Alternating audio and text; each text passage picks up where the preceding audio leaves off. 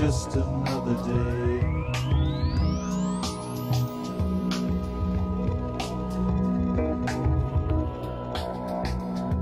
It's just another day on earth.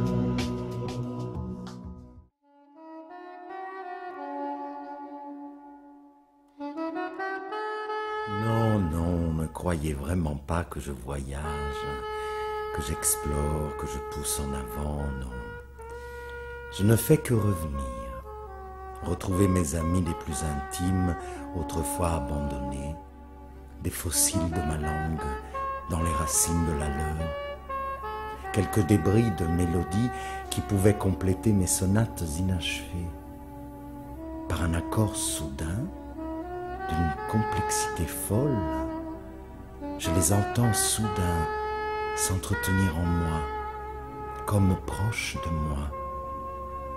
Nous jouons, ici et maintenant, dans le même orchestre éclaté, l'identique partition d'une polyphonie qu'il pourrait signer aussi bien que moi. J'entends l'humain en moi sourdre en toute langue.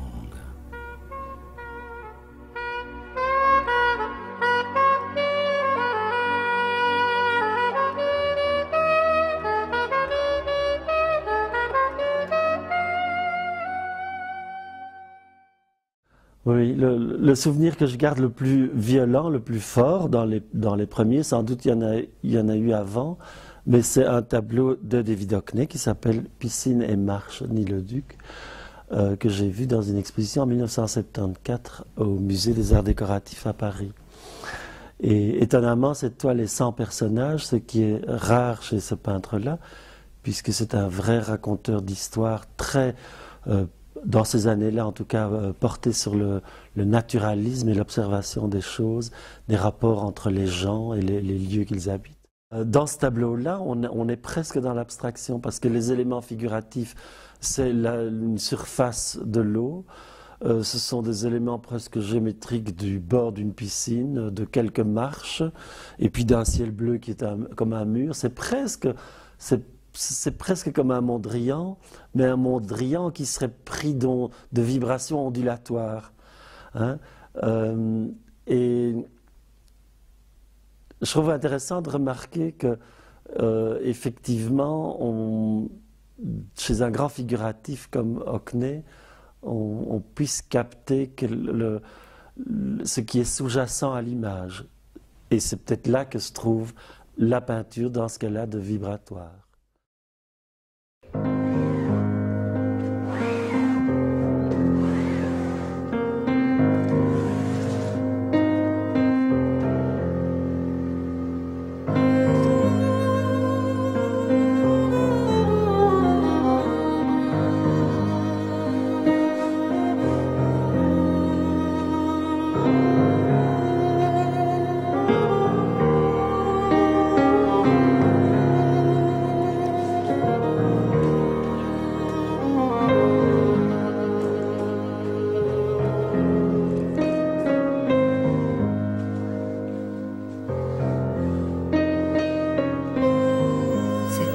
Que je regarde depuis trop longtemps. Je ne sais plus d'où elle vient. Sinon que je l'ai déjà vue avant. Avant quoi? Je ne sais plus d'où vient cet éclaboussement fou de cendres ou de neige. Puis l'image se défait et file en rouleau gris, comme la pellicule de peau morte que le masseur détache avec le gant de crin de la peau du baigneur, comme les tendons que le boucher décolle à la pointe du couteau du cadavre pendu de la bête.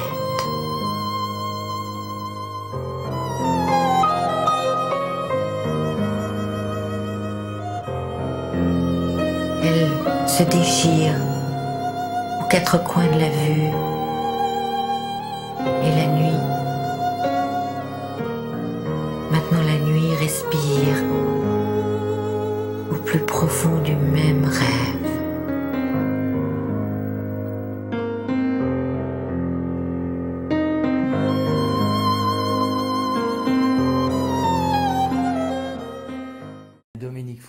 est un artiste plasticien dont j'ai suivi l'évolution de l'art depuis quelques années. Il a inventé finalement des stratégies plastiques qui sont peut-être parallèles à ce qu'ont inventé dans les années 70 le groupe français qui s'appelait Support Surface, des stratégies picturales.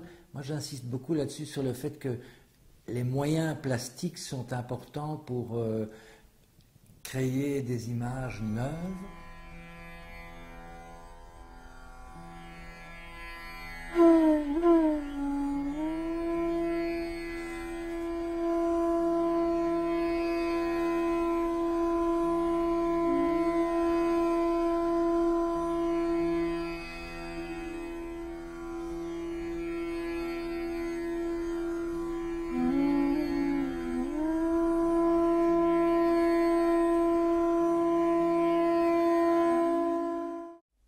Alors moi, évidemment, depuis quelques années, je peins presque essentiellement avec de grands racloirs, des raclettes de caoutchouc avec lesquels j'ai trouvé une espèce de problème d'adhérence entre le caoutchouc et la toile tendue par l'humidification, à l'horizontale bien sûr. Ce que je vais dire est un peu contradictoire et ça ne m'ennuie que moyennement puisque tout est toujours ambigu et contradictoire dans le domaine de la création artistique. Ce que j'aime m'apprêter à dire, c'est que les outils ne m'intéressent en principe qu'à partir du moment où ils viennent perturber, où ils sont mal connus et donc dont l'utilisation va provoquer des choses nouvelles, des choses étonnantes et des accidents.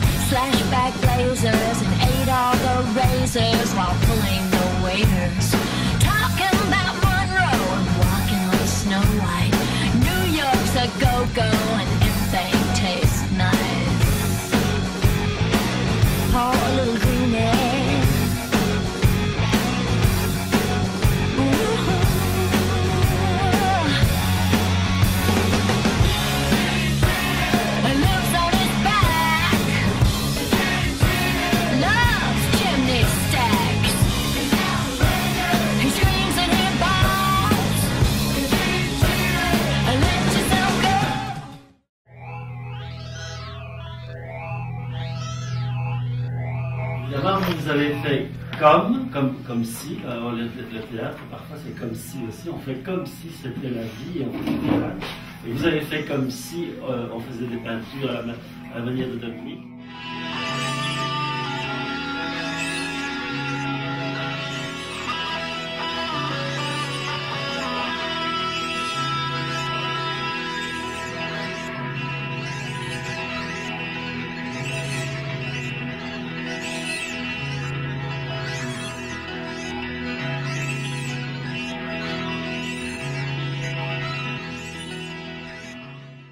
C'est à la fois un casse-tête et un plaisir fou que de faire un accrochage.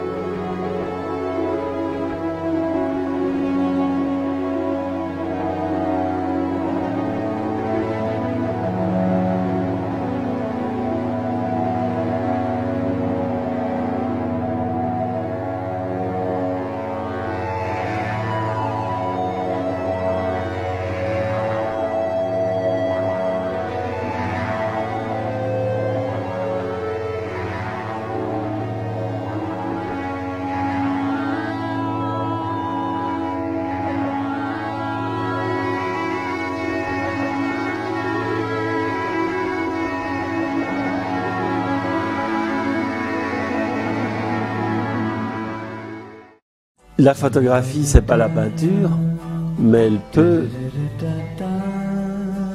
lui faire un clin d'œil.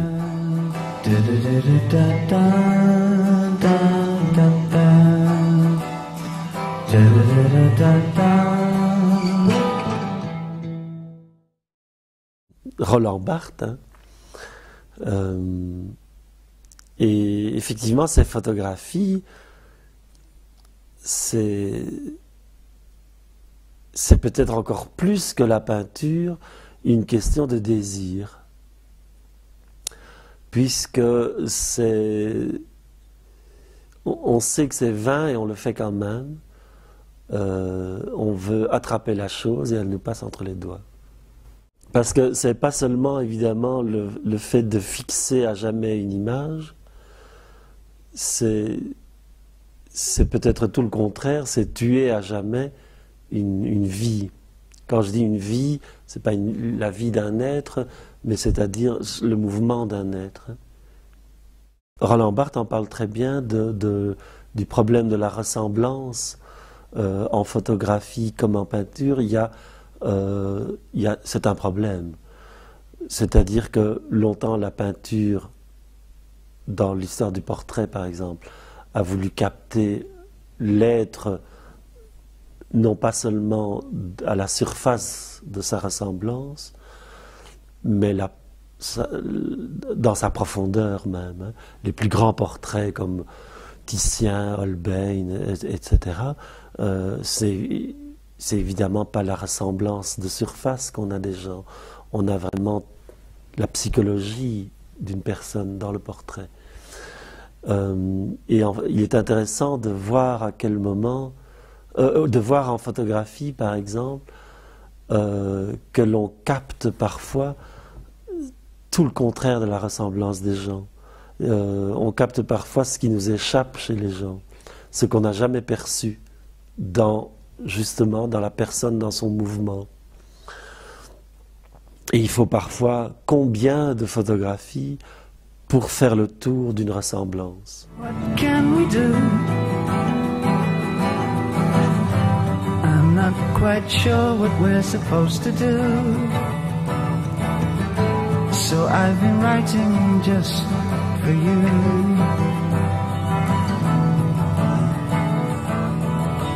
They say your life is going very well. They say you sparkle like a different girl. But something tells me that you hide. When all the world is warm and tired, you cry a little in the dark. Well, so do I.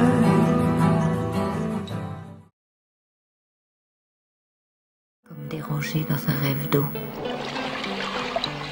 on clapotait contre le fer et retombait mince goutte sur la pierre. Le fleuve crible les corps blancs de toute la puanteur de son souffle et traverse les chairs de veines nouvelles. Il dissout les corps en golems grisâtres, les emporte au tamis de sa tempête, dans l'œil immobile du tourbillon. Et les forces des désastre se déchaînent, tandis qu'au centre, l'immobilité la plus grande les saisit.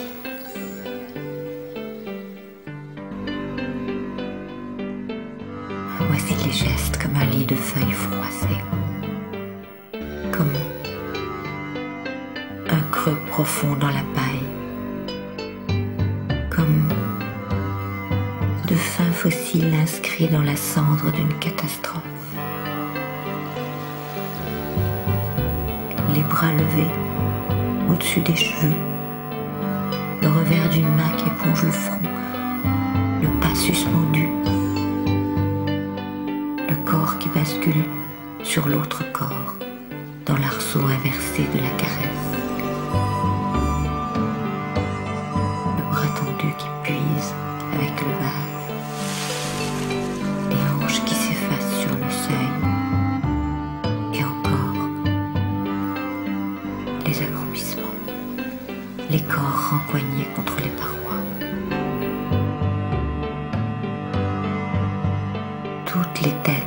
tous ces hommes se détournent. Tous les regards de tous ces corps absents. Oui. Les motifs losangés de la pierre ont maintenant une usure de cartes à jouer avec leurs angles émoussés.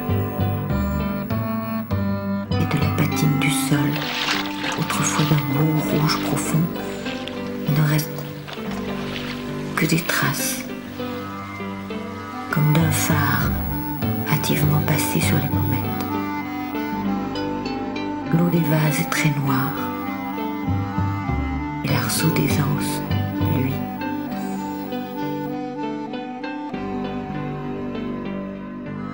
La lumière dense, irrégulière, comme une flamme de torche, et les corps qu'elle traverse fument comme des mèches, se défont en écharpe de suie. On dirait que des rayons excessifs de plein midi les déchiquettent. Les corps affairés sont zébrés de rapides fouets de clarté.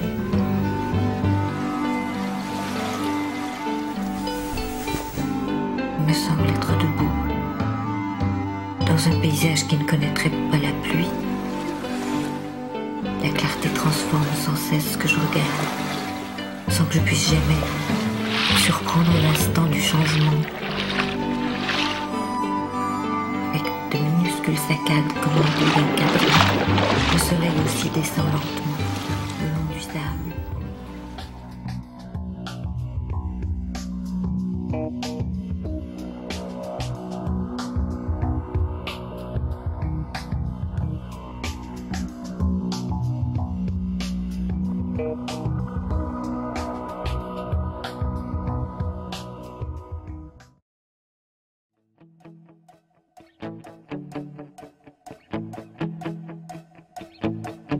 Got your mother in the world. She's not sure if you're